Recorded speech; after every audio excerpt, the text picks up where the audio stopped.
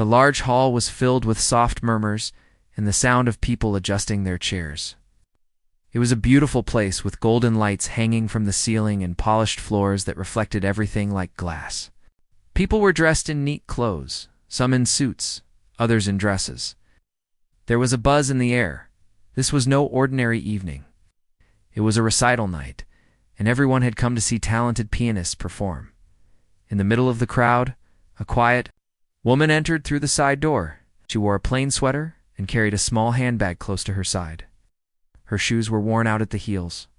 No one turned to look at her. She didn't look like someone important. Not like the music teachers or the proud parents holding programs in their hands. She didn't walk with confidence or smile at anyone. She simply looked around and slowly made her way to the registration desk. When she reached the table, a young assistant looked up, confused for a second. "Are you here for someone?" the assistant asked politely, almost assuming she was lost. The woman gave a small nod and said quietly, "I'd like to sign up, if it's still open." The assistant blinked. "You're performing?" She nodded again. There was a pause. The assistant hesitated, but then handed her the form. She signed her name with a hand that shook slightly, then gave a polite smile and walked to the back of the room. Taking a seat near the corner, people around her didn't notice her at all. A couple of young girls sitting nearby whispered and giggled. One of them glanced at the woman and said, "She must be someone's aunt or something." The performances began. One by one, young and confident pianists went up to the stage. Each of them had trained for years, guided by professional tutors. Their families clapped loudly after each piece, and the judges sitting straight in their chairs nodded with mild interest. A man at the center of the judges' table, the Maestro, tapped his pen on his notebook, writing something down after every performance. As the evening went on, the audience grew comfortable. Snacks were passed around quietly and soft conversations continued between performances. The woman sat alone, her eyes fixed on the piano on the stage. Her hands were folded on her lap, fingers gently tapping against each other as if remembering something only she could hear. No phone in her hand, no sheet music, just stillness. Once a volunteer walked up to her and whispered, "Are you waiting for someone?" Thinking maybe she was confused about where she was, she smiled kindly and whispered back, "No, I'm just waiting my turn." The volunteer blinked, then gave a quick nod and walked away. As more performers finished and the names on the list grew shorter, a few people started to notice her. Someone whispered, "Is she really playing?" Another voice said, "Maybe she's just doing it for fun." Still, she stayed calm, never reacting, never fidgeting, just watching. What nobody knew was that behind her silence and simple clothes, it was a lifetime full of music that had never been shared with the world. She wasn't there to impress anyone. She wasn't even expecting applause. All she had was one chance to play. It's just once for herself. And while everyone else in the room thought they had already seen the best performances of the night, they had no idea that the most unforgettable moment was still waiting, quietly. In the back row, the lights dimmed just a little as the host walked onto the stage and welcomed everyone. The crowd clapped politely. It was time for the recital to begin. One by one, young pianists walked confidently to the stage. Most of them looked like they had been practicing for years. Some wore shiny shoes and elegant suits. Others had their hair styled neatly, faces full of excitement or nerves. Their families sat proudly in the front rows, holding their phones up, ready to record every second. The first performer sat at the piano, adjusted the bench, and began a fast classical piece. Her fingers moved quickly, with practiced skill. Audience clapped loudly when she finished. She smiled and bowed before walking off the stage. The second performer was a boy who played a modern, upbeat song. He had his sheet music perfectly placed in front of him and never missed a note. His parents clapped the loudest, cheering as he walked back down with a proud grin. Each performer seemed more confident than the last. The crowd enjoyed every piece. The judges wrote notes quietly, sometimes nodding or exchanging small glances. The maestro at the center of the panel didn't show much expression. He listened carefully, then lowered his eyes to write something after each performance. The woman in the back remained still. She watched each pianist without blinking much. She didn't seem nervous, just calm and focused. On her lap, she didn't have any music books or a phone to scroll. She simply listened. Sometimes she closed her eyes as if trying to feel the music deeper. No one paid much attention to her now. To them, she was still just a quiet face in the crowd near her seat. A group of teenagers leaned toward each other and whispered. One said, "I think she's one of the helpers." Another replied, "Maybe she works here." No one imagined she was one of the performers. More young players took the stage. One of them made a few small mistakes, missing some notes. The audience still clapped, but the judges didn't look impressed. The maestro gave a soft sigh and tapped his fingers on the table. He had seen many recitals over the years, and not much surprised him anymore. The woman's eyes stayed on the piano. Body leaned forward slightly with interest, especially when someone played with emotion. She wasn't judging anyone. She looked more like someone remembering something, some old memory or a forgotten dream, as the evening continued. The host thanked each performer warmly and announced the next name. The list was getting shorter. The woman gently checked the folded paper in her lap with the schedule. Her name was last. There was a short break before the final few performances. People stood up, stretched, and chatted softly. Some were already thinking about heading home. They had seen what they came for. The kids they knew had already performed. The maestro leaned back in his chair, drinking water and checking his notes. A few judges smiled at each other, maybe relieved. The evening was nearly done. When the break ended, the crowd settled back in. The next few names were called and came to the stage. The woman watched them all without distraction. She smiled slightly at one piece that reminded her of a tune from long ago. Finally, the second to last performer finished. The audience clapped, though with less energy now. Everyone thought the evening was about to end. But one name was still left. The host glanced at the paper and said the final name, one no one recognized. There was a small silence, and then, from the back of the hall, the quiet woman stood up. People turned around slowly. Some blinked in surprise. Whispers started again. She didn't smile. She didn't rush. She just walked gently toward the stage, one step at a time. No one knew what to expect, but everyone was watching now, as the woman walked slowly toward the stage. Every eye in the room followed her. Some people leaned to each other and whispered, unsure of who she was. Others looked confused. She didn't look like a performer. Her sweater was a little wrinkled, her shoes were old, and her steps were quiet. But she walked with a kind of calm that most hadn't seen all evening. She didn't carry any sheet music. No one helped her onto the stage. She didn't look up at the audience. Her eyes were on the piano. The maestro, who had been resting his chin in his hand, straightened up slightly. He looked at her with a puzzled face, then glanced at his list again. Her name was there, but there was no information written beside it. No music school, no teacher's name, just her name in small handwriting. She reached the piano and stood beside the bench. For a moment, she just looked at it like it was something very familiar, something precious. She slowly sat down. Her hands rested gently on her knees as she took a deep breath. No one clapped. No one moved. People were just curious. Far in the back of the hall, someone whispered, "Is this some kind of joke?" She didn't hear that, or maybe she did and chose not to care. She placed her hands on the keys, but didn't start right away. Her fingers rested lightly, as if saying hello to an old friend. The silence in the room stretched. Still, she didn't begin, because her music didn't come from pressure or training. It came from memory. Long ago, when she was a little girl, her grandfather had an old upright piano in the corner of a small room.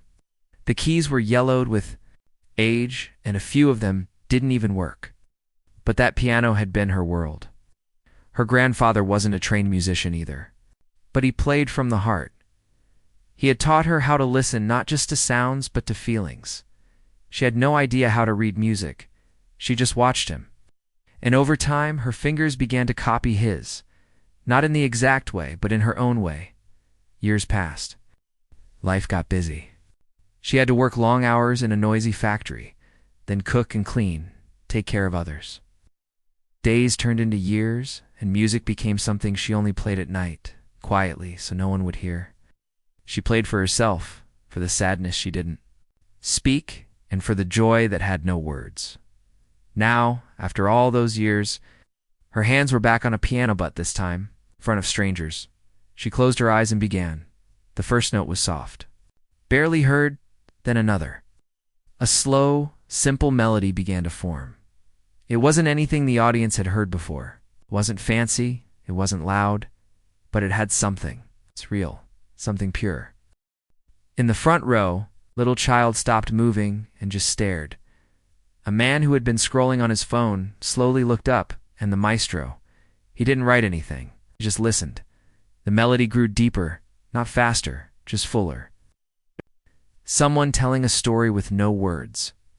There were no showy tricks, no fast finger runs, just emotion, quiet beauty. And as her hands moved across the keys, something gentle filled the room. A feeling no one could describe. People stopped whispering. They stopped thinking. They just felt. She wasn't trying to impress anyone. She wasn't trying to win. She didn't even care if they clapped. She was just playing a piece that had lived in her heart for many, many years, and in that moment, without even knowing it, she had already changed everything. The woman's fingers moved gently across the piano keys. Each note that came out felt like a whisper, but somehow it reached every corner of the hall. It wasn't loud, wasn't full of fast movements or complicated patterns. But it had something more important, truth. No one in the audience expected it. Most had already leaned back in their seats, ready for the evening to end. But now, something had changed. Slowly, people sat up straight. They leaned forward, without even realizing it. Their eyes were no longer on their phones or watches. They were on her. She didn't rush. Every note had space to breathe. It was like the music was telling a story, one that was deeply personal, but still easy for others to feel. Some people began to feel things they couldn't explain, memories, emotions, even tears they didn't expect. It was not a song anyone recognized. It was her own, one she had never written down, never shared, and never performed. She had kept it in her heart for years, through quiet nights, through hard days, through moments when life had felt heavy. Now here she was, playing it for the first time in front of others, and the room was still. The host, who had been preparing to close the event, stood frozen by the side of the stage. The assistant at the desk, who had handed her the sign-up sheet without much thought, now watched with wide eyes. In the front row, one of the earlier performers, a young girl, clutched her sheet music tightly and whispered to her mother, "I want to play like that." And at the judges' table, the maestro didn't blink. His hand stopped writing. His head leaned slightly to the side. Something about the melody made him feel like a child again. Like he was hearing music for the very first time. He had listened to thousands of pianists over the years. Some technical geniuses. Some bold and brilliant, but none had touched him like this woman's simple tune. The piece wasn't long, but somehow it felt like it carried years inside it. The kind of years that change a person. The kind that make you quiet and soft. Even after life has been loud and hard, as she played the final few notes, her fingers moved slower and slower, like waves reaching the shore for the last time. The sound faded gently, not sharply. It didn't. Stop it. Just ... settled. Then came silence. For a few seconds, no one clapped, no one moved. It was like the room had forgotten how to make noise then. One person stood up and clapped, another followed, then another. Soon the entire room was on, their feet clapping with so much force that it echoed. Some were crying, some were smiling, and many were simply stunned, unsure of what they had just witnessed, but certain it was something they would never forget. The woman stood from the bench slowly. She didn't bow, she just gave a small smile and a nod, like someone who was grateful not for applause, but just for the chance to be heard. The maestro rose from his seat. He didn't speak. He walked slowly toward the stage, his eyes fixed on her. People watched in silence. When he reached her, he looked into her eyes and said only one thing. "Where did you learn to play like that?" She looked at him, her voice calm and soft. "I didn't," she said. "I just never stopped listening." The maestro said nothing else, but in his eyes there was respect, the kind that no trophy or certificate could ever give. That night, the crowd didn't remember who played first or who played fast. They remembered the woman who said nothing, played from the heart, and left behind a melody they could never forget. The sound of applause still echoed in the hall, but the woman didn't seem overwhelmed. She stepped down from the stage slowly, almost like she had just woken up from a quiet dream. People reached out to her as she passed. Some simply touched her arm. Others smiled with teary eyes. A few whispered, "Thank you," though she hadn't said anything at all. She didn't stop to take pictures or speak to the crowd. She just nodded gently and kept walking toward her seat in the back. Her face looked peaceful, tired, maybe, but calm. The host of the event stood at the edge of the stage, still holding the microphone but not knowing what to say. Finally, with a shaky voice, he managed a few words. "Well, I think we just witnessed something very special tonight." The audience clapped again, softer this time, but full of respect. Back at the judges' table, the maestro sat down slowly. He looked at the empty piano bench for a long time. His fingers rested on the edge of his notebook, but he didn't write a single word. For the first time in many years, he felt something that didn't need to be judged, compared, or explained. He had simply felt moved. A few of the young pianists looked down at their own sheet music. Some were smiling, others were confused. They had practiced hard, memorized every note, followed every rule.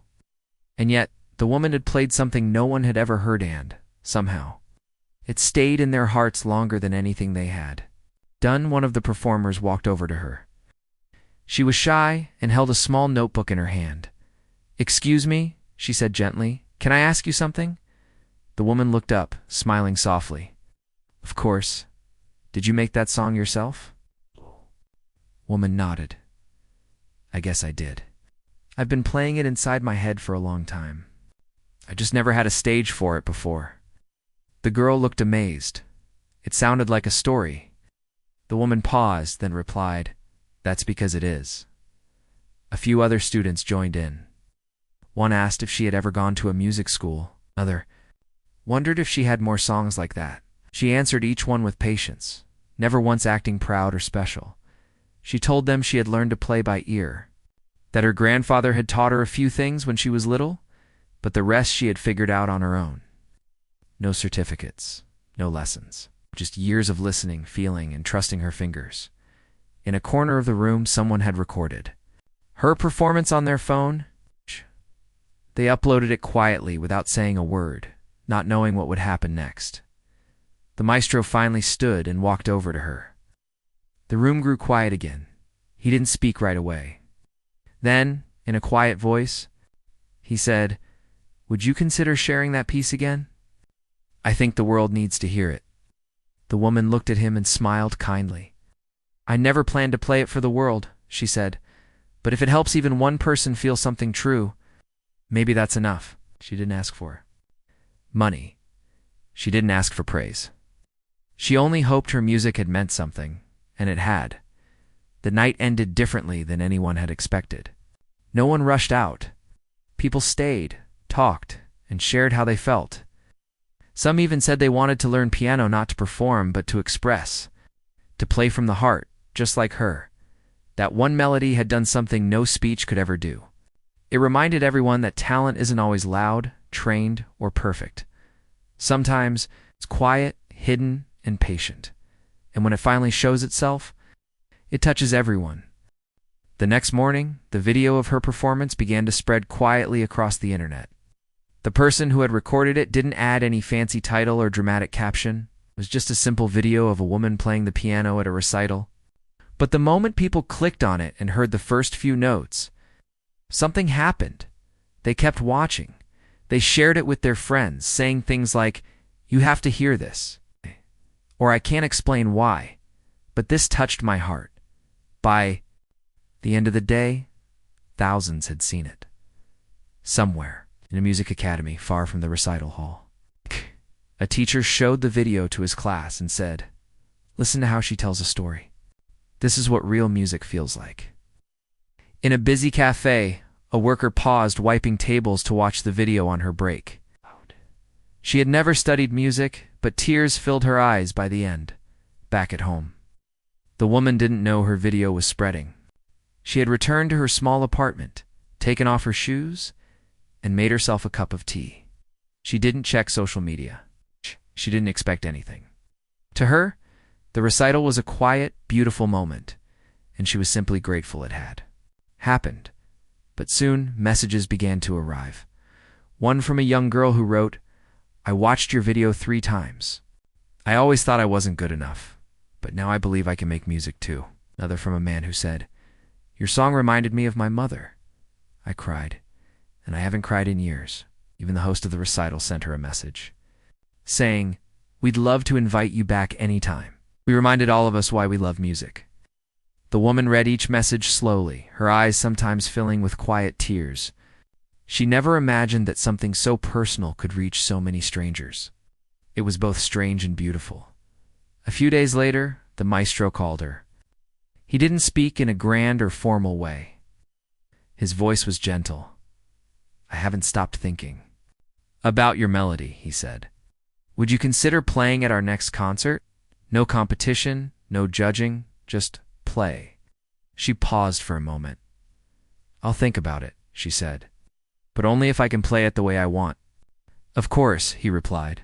"That's what makes it special." She agreed. Weeks passed and the invitations kept coming. Local schools asked her to visit. Students wanted to meet her, not because she was famous, but because her music made them feel something real. Still, she didn't let the attention change her. She wore the same simple clothes. She walked the same quiet steps. She didn't look for big stages or bright lights. If someone asked her what success felt like, she would just smile and say, "It felt like being heard just once, after a very long time." She began visiting community centers, playing for small crowds, not for fame, not for likes or followers. It's just to share something honest. People started calling her the woman with the story in her hands. She never claimed to be special, but something in the way she played told people that their own stories mattered too. One night, at another small gathering, someone asked her, "How do you make people cry with your music?" She looked down at her hands for a moment. "I don't try to make anyone cry," she said softly. "I just play what I couldn't say with words." And maybe that was her greatest gift. She didn't need to speak loudly. She didn't need the spotlight. She only needed a piano and a chance. And when she had both, the world finally listened. It had been a few months since that evening at the recital hall. The memory of that night still lived fresh in people's hearts. And the sound of her melody was still being shared online, in classrooms, and even on radio stations. Yet the woman who played it never once looked for attention. She still lived the same simple life. Every morning she woke up early, made tea, watered her plants, and spent time sitting by the old keyboard she kept near her window. The fame had never really reached her in the way it reached others. She didn't buy new clothes, she didn't upgrade her home, and she didn't ask for anything. She only kept playing quietly in her own way. But people kept coming. Some knocked on her door, not to ask for autographs or pictures, but just to say thank you. "I listened to your music after a bad day," one woman said. "It helped me cry, and then I felt lighter." "I played your video for my father before he passed away," a man shared. "He held my hand the whole time." A young student came with her tiny keyboard tucked under her arm. "Can you teach me to play what I feel?" she asked. The woman welcomed all of them with the same kind smile. She didn't act like a teacher. She just listened, asked a few questions, and then said, "Try to play something from your heart. It doesn't have to be perfect, just honest." Her days slowly became filled with music again, but this time she wasn't playing alone. She sat with children who had never touched a piano before. She encouraged old people who thought they were too late to learn. She didn't follow lessons or books. She taught them to trust their own fingers and feelings. One morning, she received a letter in the mail. It was from a large concert hall in a different city. They had heard about her and wanted to invite her to perform as a guest of honor. The event would be big, with thousands of seats, bright lights, and live cameras. For a moment, she sat with the letter in her lap. It was an honor, one many musicians dream of, but she didn't feel excited. She felt uncertain later that evening as she sat by her window watching the sky turn orange. She whispered to herself, "I'm not made for big stages." But then she smiled, maybe just once more. When she arrived at the concert, she wore her usual sweater and old shoes. The organizers offered her a new outfit, but she kindly said, "I'm comfortable like this." The audience was full. People had come from faraway towns just to hear her. As she walked to the stage, the lights were bright, but she didn't look afraid. She didn't bow or wave. She just sat down, closed her eyes, and let her fingers speak. This time, her melody was a little different. It was softer, wiser, like it had traveled through many hearts before reaching the piano again. The room fell silent, just like before, and when the final note faded, the silence stayed. Then came the applause, not loud, not wild, just long. And full of respect, she stood, gave a small nod, and walked off the stage. Later that night, someone asked her, "What's next for you?" She thought for a moment and replied, "I'll keep playing, maybe in small rooms, maybe in someone's kitchen. Oh. Anywhere people are listening with their hearts." And that's exactly what she did. She didn't become rich. She didn't chase awards. But her music lived on, not just in videos, but in people. In the way a child touched a key for the first time. In the way someone found comfort in a quiet tune. In the way one simple woman reminded the world, the softest voice can echo the loudest.